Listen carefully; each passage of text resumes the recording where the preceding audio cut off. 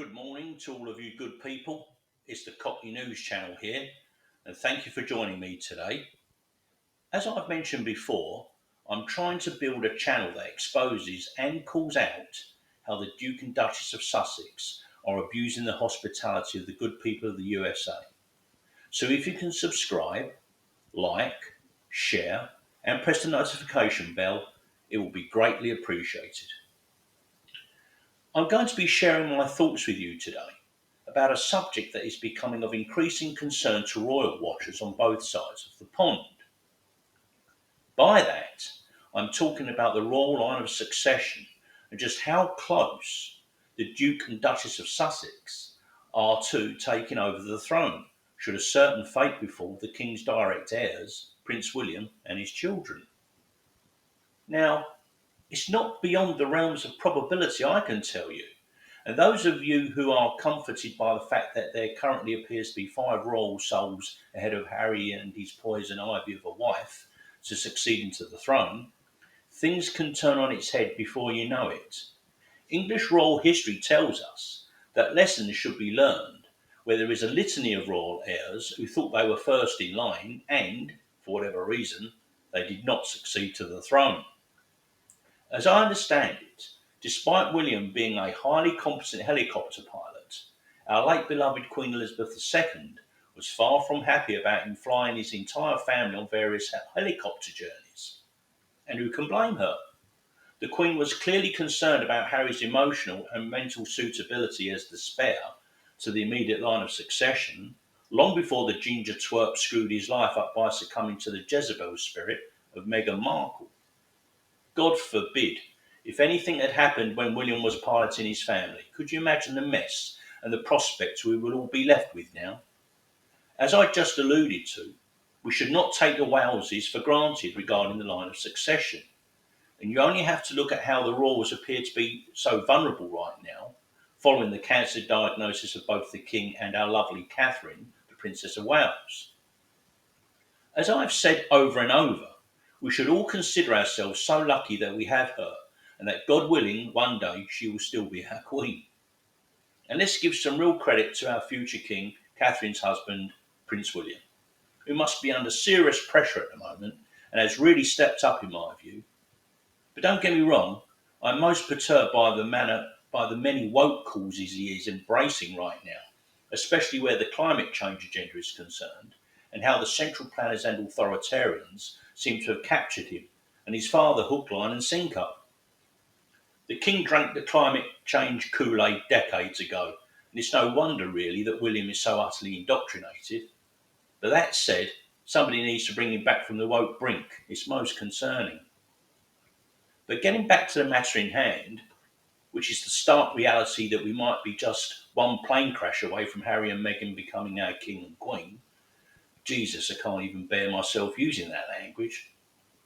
And as I alluded to in my last video but one, surely it's time for the royals to deal with the serious concerns that so many of us have, which is for there to be a cleaning up, once and for all, the speculation as to whether Meghan gave birth naturally, in the accepted meaning, to their 2 kids.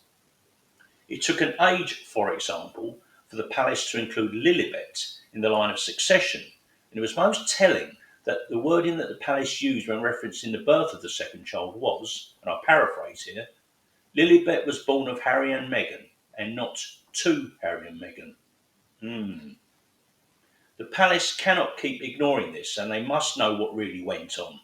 Unlike many royal commentators, who seem to think that the King, and indeed his late mother, had the wool pulled over their eyes by Harry and Meghan, and that they had only recently been availed of the reality, I believe that they have known all along and have been adopting an ostrich approach in the vain hope that will all go away.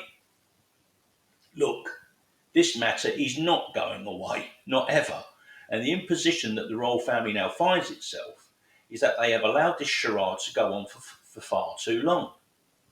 And when it all finally hits the fan, royalists and republicans alike are going to draw the inevitable conclusion that the palace must have been in on it.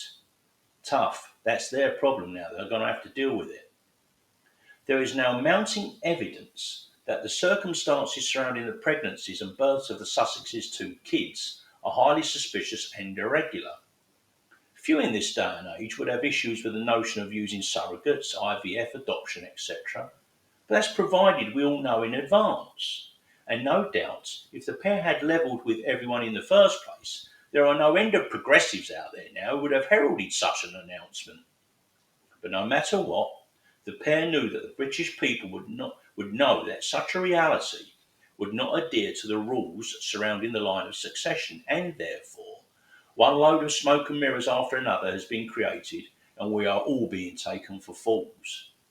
And whether in the know or not, the palace is playing its part in that by the day. For my part, I just cannot see how a constitutional crisis can be avoided, and most definitely at least headline grabbing full blown scandal, which the royals are going to get seriously attacked for, and quite frankly, they are in enough trouble as it is. After all, Prince Andrew's situation isn't going away either. In fact, I think the whole ugly situation is going to rear its head again at any time real soon. So you can imagine the global headlines when it all finally comes out that allegedly that Meghan was, shall we say, linked to, stroke, associated with Andrew when she was apparently a yacht girl via Soho House. And this was all years before she had decided that Ginger Nut was the weakest link and therefore prime for targeting. Everything is connected to everything else.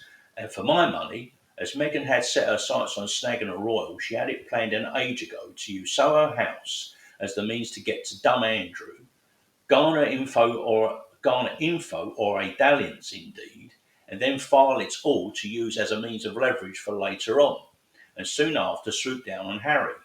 Again, it's that file of info which Meghan now uses as a threat to expose Andrew and any nasty info she has acquired along the way against the royals, in order to prevent the king from snatching away any titles.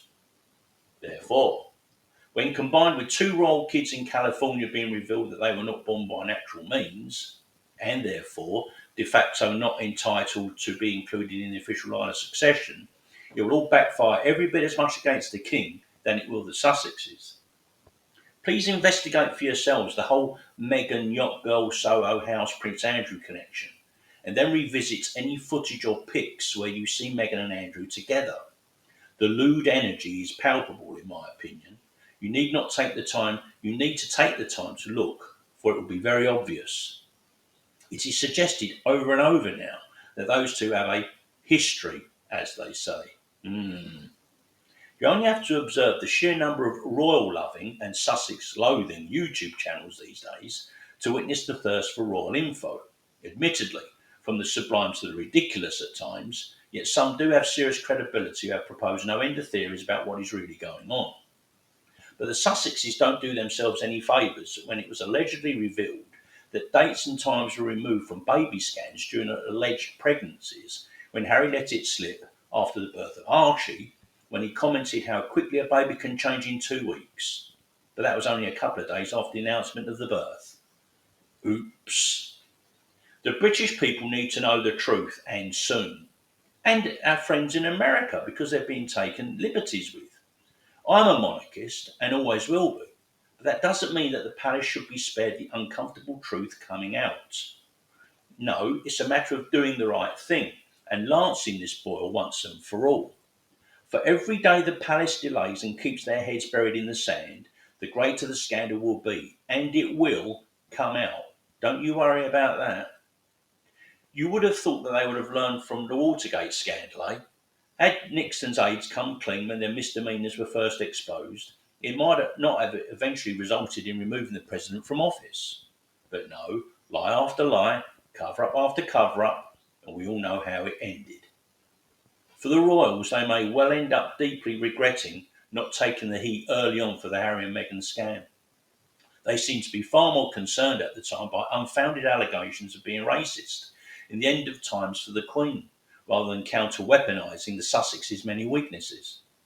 Our estranged royals over the pond are likewise burdening our friends in the USA, and our greatest ally doesn't need this in their backyard either. As I keep saying, this isn't just about exposing the Sussexes. The longer this egregious pretense goes on, the worse it will get for the credibility of the royals themselves. Their standing with the British people is going to be seriously in question, and it may well be terminal as far as the Commonwealth is concerned when this all comes out.